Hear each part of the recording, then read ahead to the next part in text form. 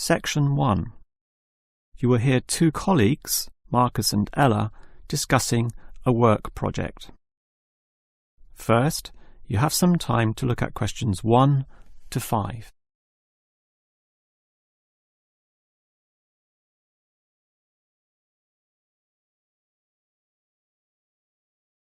You will see that there is an example that has been done for you. On this occasion only, the conversation relating to this will be played first. Okay, Ella, as you know, the deadline for this project is the end of the month, so we'd better plan it well.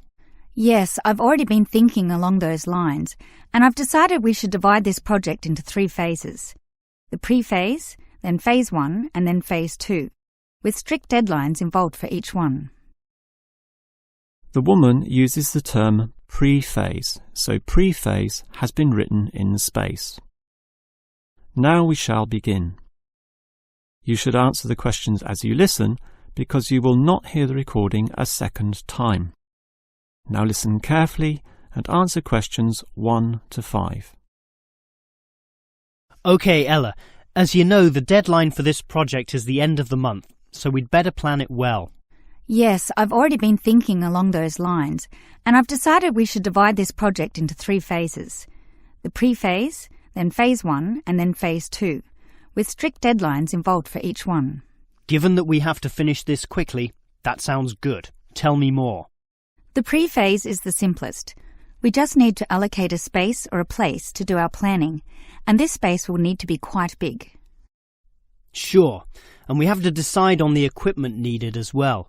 Remember the last project when we didn't have enough projectors to present our ideas? We lost lots of time there. Yes, that was a bad start. That's why, after the pre-phase is finished, I've allocated a mere 3 days for phase 1. That will involve drawing the plans. We'll need Jenna to help us. And Marco. Yes, but not Susan. Susan is just far too busy to participate, as much as I'd like her in the team. Let's just take Fred instead. He'll do. Sure. Fred's not as experienced as Greg, but I agree he'll do fine for this job. Then it's straight into phase 2. Collecting, collating, analysing and preparing the final report. Can we do that in 5 days?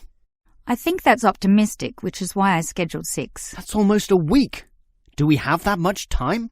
We do, and with the right people, 6 days should see the job done. Who are the people for this phase? Arthur and Rob, right? No, Arthur's got other things to do, and Rob's on leave, so Mike alone will be the main man on this part. He's done it before, so it should be fine. But he may need some help with the smaller tasks. Someone who is good with detail and procedures. Peter's not free at the moment, so I can arrange Leo to chip in some time and advice.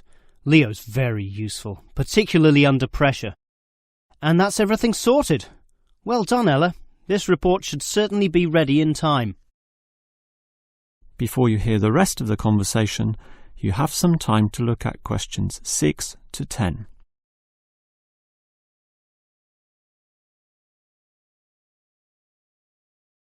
Now listen and answer questions 6 to 10. Okay, Ella, you've done a good job with the basic time frame of this project, but what about specifics? What sort of specifics? Well, things like information gathering. Are we going to use questionnaires like we did last time? I was thinking of using the internet to ask people to give their views, but you often get such silly responses when you do that. I'm of the view that the best way to find out things is to ask people directly, so that's what we'll do. Okay, but that will take longer. We'll probably even have to do some of the work at home. No, I don't think so, as long as we stay back at work for some after-hours meetings. Well, that's better than coming in early. No one functions well in the morning. Also, the final report will need at least 2 appendices. Not only that, we'll have to attach a small booklet to the end, containing printouts of the relevant parts from all the foreign websites we accessed. That will take even more time. Are you sure we can meet this deadline? Yep, I've worked it all out, and I'm confident we can do it. Phase 1 should be finished by the 5th, leaving Phase 2 to begin about the 8th or 9th. Now, there's a public holiday on the 10th, meaning that everything should be able to be submitted on the 15th. And after that, we can relax and celebrate on the 25th when the design division gives us approval to go ahead. Ha! You're assuming that the design division will approve this, and that's not guaranteed at all. Oh, come on, Marcus, be positive. You know this should be approved. In fact, I'm even planning the celebration when this is all over. Oh yeah? What's on the agenda then? Well, we definitely don't want to party in the office, do we? We'll want to get away from this place, and we're all too busy with our own lives and families to find a mutual time free for a dinner party. So I thought we'd just buy some nice expensive gifts for everyone who participated. We can just give these to the people here in the office. That sounds fine to me, but make sure they're not too expensive. The budget department will never approve the cost. Don't worry, I know how much I can get away with. All right, I'll leave that with you. That is the end of section 1. You now have half a minute to check your answers.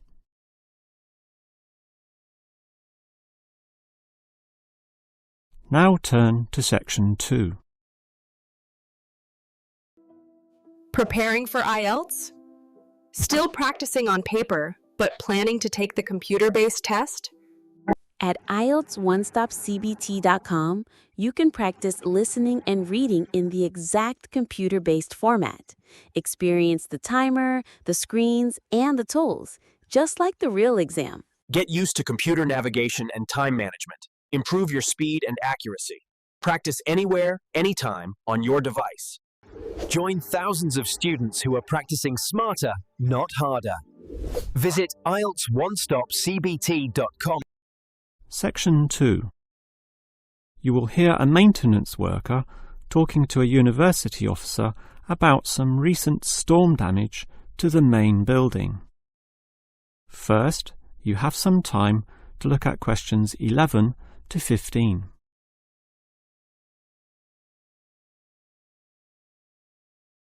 Now listen carefully and answer questions 11 to 15. Hello there. I was asked to tell you about the extent of the damage to the main building caused by the recent storm. Oh, that's right. I take it that most of the damage is just to the main building? It is indeed, since the building is so old. However, luckily, the damage is minor, and all of it can be fixed in one day, given that we have 5 people in our team.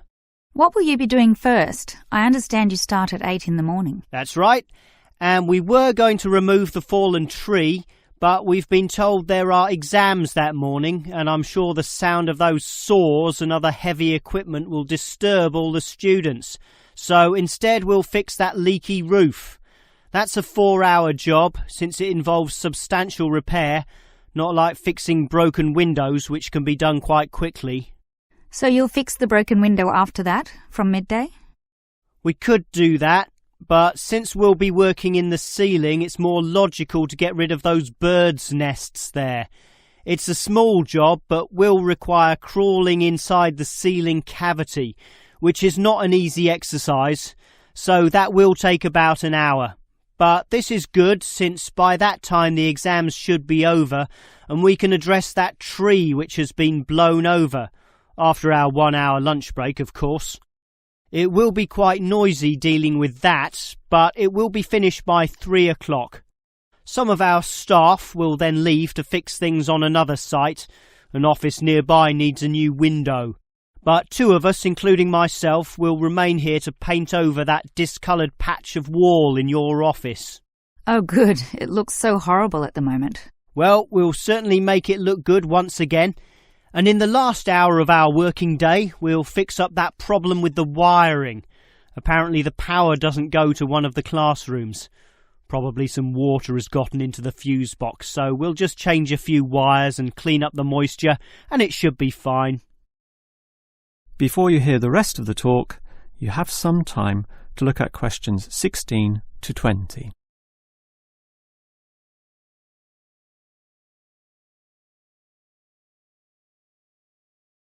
Now listen and answer questions 16 to 20. I certainly appreciate all the effort you and your team are taking to fix things here, but I do have one request. And what is that? You said you're going to paint the back wall in my office. Will it be the same colour as before? Yes, we'll make it a nice white colour. Well, that's the point. I'd prefer it to be yellow to match the furniture. The furniture is orange, actually, but I think yellow is a nice match. Can you do that? We can certainly do that. Yellow it is. Certainly a prettier colour than just plain white, or the blue in my kitchen at home for that matter. And we can leave the paint can with you in case you need to do some touch-ups or if the stain reappears. I'll just leave it in the garden shed, the one next to the main classroom. And incidentally, about those birds in the ceiling, I was just investigating and I heard the chirping of little baby birds in there, so there must be some young ones in a nest. I just thought you'd like to know that we can give them to a wildlife reserve. There's one in the next suburb, so that should not be too much trouble. Or you could give them to one of our teachers. I have a colleague who can raise them. I would say the wildlife reserve is a better option, since the people there are used to dealing with animals. And as for that fallen tree, we'll cut it up into small pieces, and that can be firewood in my house, so that won't be wasted either, although the smoke will cause some pollution. But I have a special licence for my fireplace, so no one can object to that. I've noticed also that the university has a garden bin for the smaller items, leaves and sticks and bark and so on, so we can dispose of material in that also. You do have some waste piles out the back, but a proper garden bin means that the material will be recycled, and that's better for the environment, so you can rest assured we will use that. That is the end of section 2. You now have half a minute to check your answers.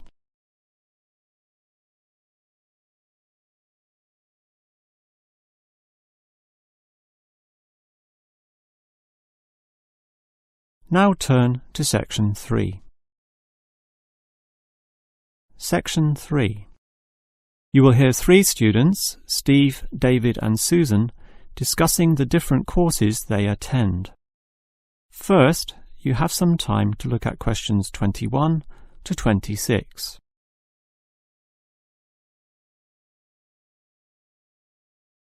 Now listen carefully and answer questions 21 to 26.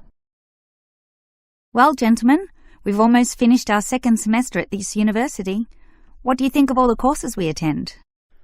On the whole, I'd say they're quite good, apart from social history, which I find to be a little too inexact. Yes, the lecturer's style is also very, very dull. I certainly agree with you there, although I would say that the textbook is more interesting. Welfare State. The subtitle says, An Examination of Social Development in the 20th Century. Yes, Welfare State is a good book, but look how many pages it has. 458! I agree. It's just too long to be easily read. Far too long, although it's certainly well written in parts. Yes, and if you compare it to the textbook for cultural studies, what's it called? Inner Views, I think. No, that's the book for media studies, and we finished that subject last semester. The book you're thinking of is In Perspective. Oh, sorry, you're right. In Perspective. And the subtitle says, A Comparison of Social Groups. Somewhat interesting, wouldn't you say? Well, mildly so, as is the subject, dealing as it does with such a wide variety of issues. But the book itself certainly oversimplifies a very complex subject. I agree. I also got annoyed at its constant oversimplification. Life is more complicated than what it suggests. Yes, but what you call oversimplifying may well be considered clarifying. Look at this other textbook, Government in Action. Some may say that it also oversimplifies, but it must do so in order to present a coherent picture of an equally complex subject. Government in Action? Which subject? It's the textbook for political theory.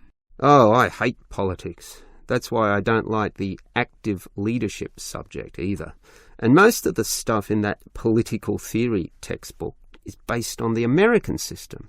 You see, it's written by Americans, so it's not even relevant to us here. I'd agree with you there. It's not relevant to us at all, since our government uses the Westminster system.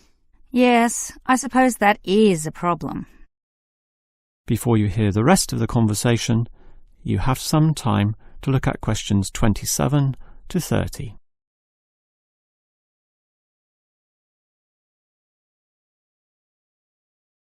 Now listen and answer questions 27 to 30. Well, it seems we all have certain criticisms about the textbooks we're using, but at the same time we all like some elements, at least, of the subjects we're studying. What's your favourite subject, David? I'm not sure. I like political theory, but... Cultural studies is by far the best, even better than political theory, which I also like, but just not as much. Why do you say that, Steve? I was thinking perhaps social history is worth considering as best.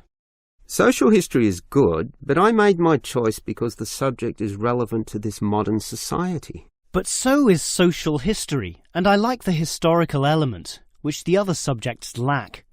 Even political theory examines history only briefly and in a very narrow way, so I'd say social history is the most rewarding for me. What about you, Susan? I think social history is certainly very good, but political theory is, in fact, the best, since basically every human system boils down to politics. So, despite a certain irrelevancy in the details, the basic message remains as relevant as ever. Oh, Susan, you can't be serious. Let's ask Olive again. She's over there. Olive! Which subject do you think is the best? Ah, a difficult question. I'm very interested in culture, so cultural studies is certainly my cup of tea. But I'm politically active also, and hope to pursue this as a career. So political theory would be the one I'd pick. I don't believe it. Even with that irrelevant textbook? Don't listen to him, Olive. You have a right to your own opinion. That is the end of section 3. You now have half a minute to check your answers.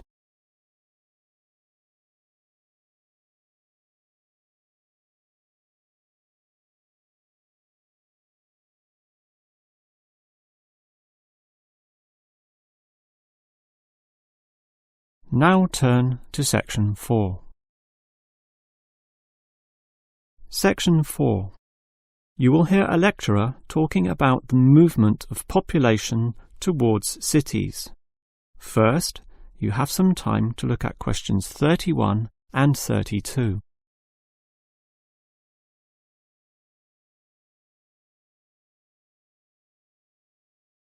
Now listen carefully and answer questions 31 and 32. If you consider the farms of old, the type your father or grandfather grew up on, they were small and labour-intensive, requiring lots of workers. In addition, they often had a diversity of products, be that animal or vegetable, say cows and sheep, or oranges and lemons, with some peaches and a few chickens on the side for the production of eggs. The many workers involved raised their families who needed products and support services, such as medical clinics and schools, so the small country towns had mercantile activity, storefronts and community participation with all ages present and a distinct town culture. And how it has changed. Travel to any small country town in virtually any developed country, and you will often see that these places are now somewhat forlorn and deserted, lacking life and vigour. Many of the residents have long since moved towards the big cities, so the country areas have become depopulated and their downtowns empty. This phenomenon is so predictable and widespread that it even has a name, rural flight or rural exodus, and it has produced some fairly predictable problems. Before you hear the next part of the lecture, you have some time to look at questions 33 to 35.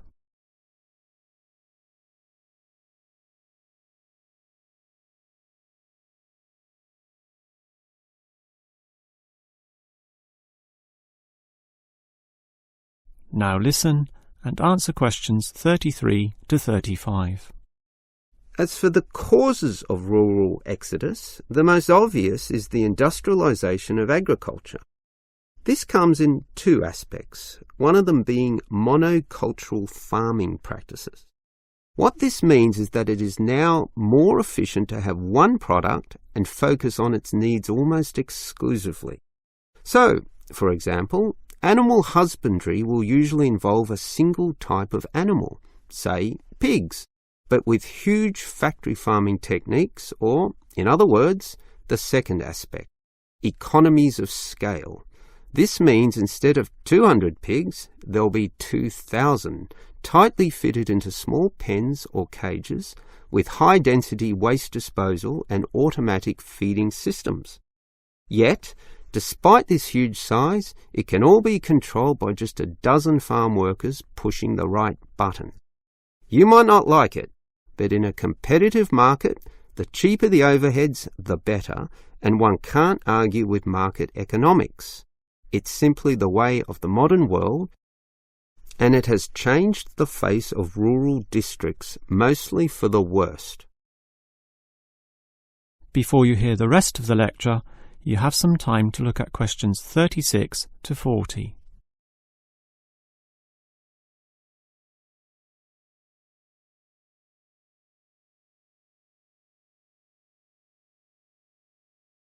Now listen and answer questions 36 to 40. We can talk at length about the problem of rural exodus, but what about solutions? Well, there is certainly some cause for hope, since many are now feeling the negatives of increasing urbanisation, negatives which the countryside generally does not have. Thus, tourism, for example, is certainly one avenue of revenue and revitalisation. The most important consideration here is that the local residents themselves participate in developing such initiatives and deciding what happens, since outsiders, be they state government or city-based planners, do not fully understand the local settings, the possibilities which may be on offer, or the town culture, since even small rural areas can be highly distinctive from neighbouring ones. For example, the Daylesford area has developed a tourist industry based on the natural springs there, putting forward the angle that this water is relaxing and revitalising for the health. There has been the development of spas, saunas and small-scale accommodation within its picturesque hillsides. And another solution is to utilise the predominant local product. This takes advantage of the fact that many city people are developing a dislike for factory-produced and packaged foodstuffs. They are becoming interested in products that can be sold directly to them at a cheaper price, while preserving all the freshness from the tree or animal. It is important here that the country area is not only characterised by a specific product, but markets this idea well. For example, many areas of country Victoria have developed widespread grape growing and winemaking facilities and encourage wine tasting tourism, now a thriving industry with an international patronage. Similarly, Harcourt is famous for apples, Shepparton for mature cheeses, and Mildura for its citrus products. Such strategies, done well, give hope that rural areas can revitalise somewhat and once again be lively and interesting places to live in. That is the end of section 4. You now have half a minute to check your answers.